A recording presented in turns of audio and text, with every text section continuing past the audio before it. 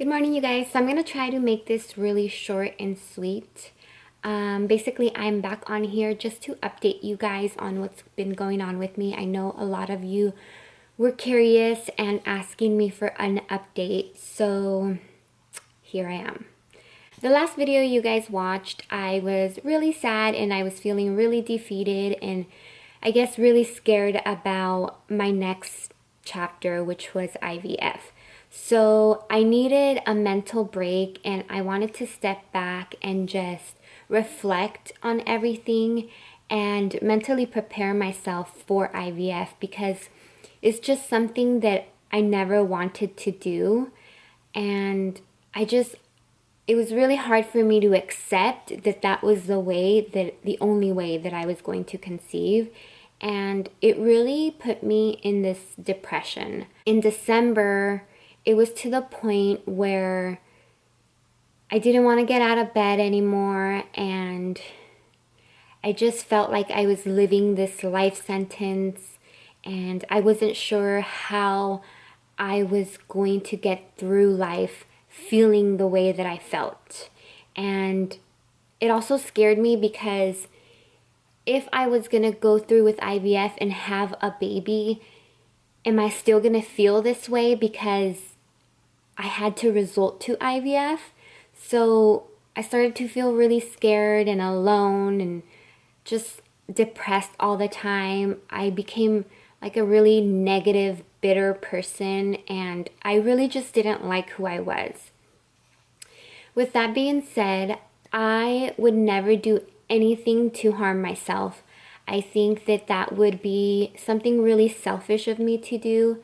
There are way too many people that care about me, and there's no way that I would ever hurt my family in that way. So for me, that was not an option. That wasn't something that I ever thought about. For me, it was more like I have to live in this world and figure out a way to be somewhat happy.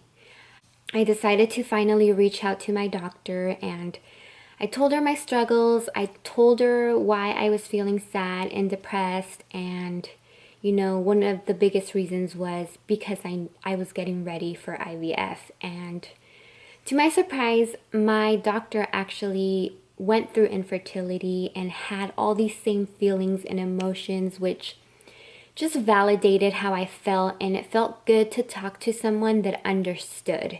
And she actually shared with me that she also had to get on antidepressants because she was having a lot of the same feelings that I was.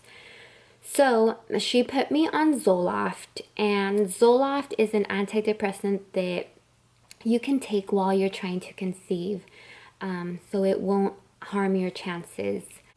I deleted my Glow app. I stopped taking I stopped measuring my LH hormones, and I didn't care to have sex and try. Normally, during my fertile week, I would put my husband through hell because I was determined to have a baby, and I was at a point where, like, this is my life, and I'm just gonna live it the way it is. And in that sense, Zoloft helped. And even though it sounds horrible when I say that I just didn't care to try anymore, the mental break of it honestly felt so good, and I was really grateful for it. So that was my experience with Zoloft. Now that I've said that, I want to point something out. I know that when you're going through infertility, and a lot of you out there that are going through infertility, one of the biggest comments that would bother me when I was going through infertility was, just relax. It'll happen. I know a lot of you guys out there can relate to that, to feeling really angry when someone tells you to relax, because in your heart it's like, I can't relax, I can't stop, I'm not gonna stop trying, I'm not gonna stop fighting. So it always felt like, yeah, it's so easy for you to tell me to stop because you already have babies, or whatever the case was. And I was definitely one of those people where it made me feel that way. And I wanted to smack the first person that told me to relax, because they had no idea what it felt like to go through what we're going through. But in my case, that is what did the trick. On December 14th, I realized, wow, I haven't seen my period around in a while. So I re-uploaded the Glow app. I logged into it and I realized I was 4 days late. So the next morning I wake up at 6 a.m. and I pull out my pregnancy test. I'm downstairs, I made myself a cup of coffee, and I'm really not even thinking of the possibilities because I'm just numb to it all, right? Like, I already know that I'm gonna go upstairs and this test is going to be negative. No doubt in my mind. Like, miracles don't happen to me, right? So I go upstairs and I look at the test, and it's like the two darkest pink lines I've ever seen. Ever. Even like, I've seen other people's pregnancy tests and I've never seen pink lines that dark. And I was in shock. I was like, no, I must be reading this wrong. So I went and I grabbed the box and I look at it, and sure enough, it says 2 pink lines means pregnant, 1 means not pregnant. And I'm like trying to process, and I'm just not understanding. Like, it's not getting through my head that I'm pregnant. It's almost like my brain refused to believe it. There's no way, it's not possible. So after like 20 minutes of staring at my test, my heart's beating really fast, I realized, okay, I need to call my doctor and take a blood test, and that will confirm everything. So I pick up the phone, I call my doctor, and luckily my doctor picks up, and instantly she's like, there's a lab order out. You need to go right now, take a blood test, and we should let you know by the following day what the conclusion is. So I go in. She actually ends up calling me that night, and she says, congratulations, you are definitely pregnant. So my HCG levels were already at 1,000, and I was just mind blown.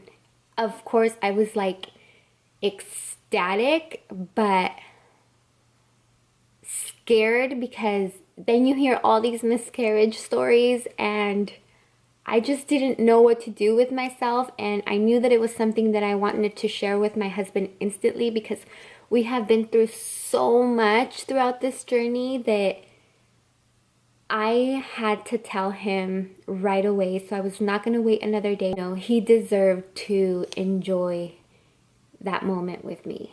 So that night, before he came home, I went and bought a little greeting card that just basically told him how much I loved him, and at the bottom it said, Christmas came early, we're pregnant. And when he came home, he opened it and he read it, and his eyes just wide open, his jaw dropped, and he just started, you know, letting out some happy tears, and he was like, no way, no way. I think the reason why it was such a huge shock was because we were told that conceiving naturally was close to impossible for us, and IUI was only 12% chance, and IVF was 65% chance. So those numbers to me are really low, and the fact that I got pregnant naturally is such a blessing.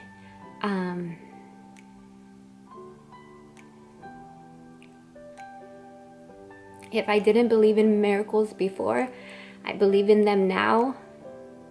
My faith is back, and I'm having a baby. I wanted to tell you guys before I even shared it with everyone else on social media, because I felt like there's a lot of you out there that, you know, just really supported me and said the sweetest things to me, and I felt like I owed it to you guys. I'm not saying that you need to go to your doctor and ask them for Zoloft so that you can relax and have a baby.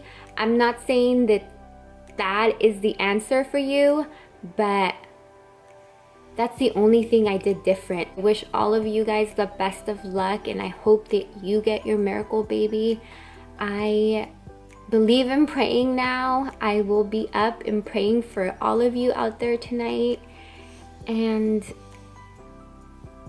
I also want to tell you guys that I don't think I'm gonna be sharing my journey on YouTube with my baby. I'm in such a good place now that I just want to live in the moment.